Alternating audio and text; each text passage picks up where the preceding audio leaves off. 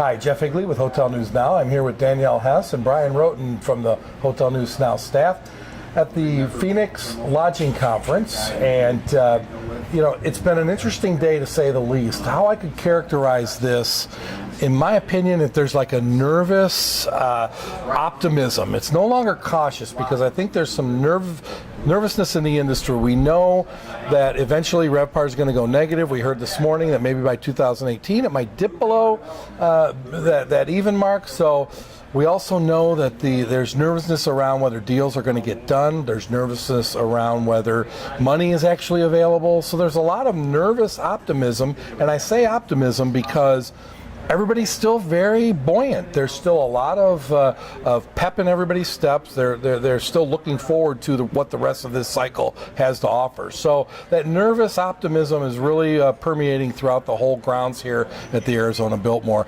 Danielle, what about your takeaway? You know, today, from today's general session to sessions later in the day, I was hearing a lot about how hoteliers are trying to kind of keep that human connection.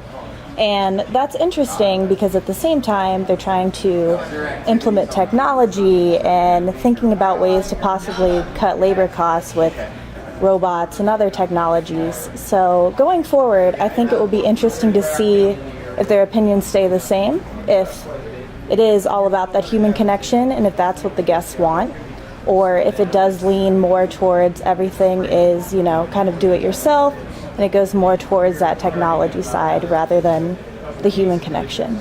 All right, great. Bryan, how about you? What do you take away from today? Well, one of the things that I noticed during the general session this morning, they were talking about loyalty programs, and we've done a lot of coverage about loyalty programs lately, taking a look at some of the direct booking drives some of the companies have done, trying to take away or rebuild their booking channels instead of the OTAs. And they're talking about what are the ways to increase the value of the loyalty programs. And one of the things they talked about is that sense of instant gratification, having in past years where it takes so long to build up your points to get to a certain status, to get that free vacation or that free night stay, and just finding a way to make sure that you've joined up and you can get something for it. You can get something immediately and see the value there.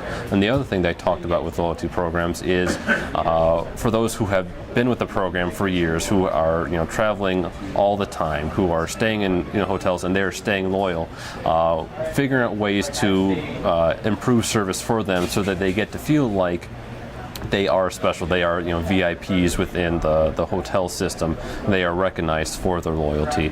So it's interesting to see where things are going with the loyalty programs lately. Yeah, that is interesting, because what both of you guys kind of touched on is that human element and appealing to that personal touch, that personal interaction that makes it an experience at a hotel.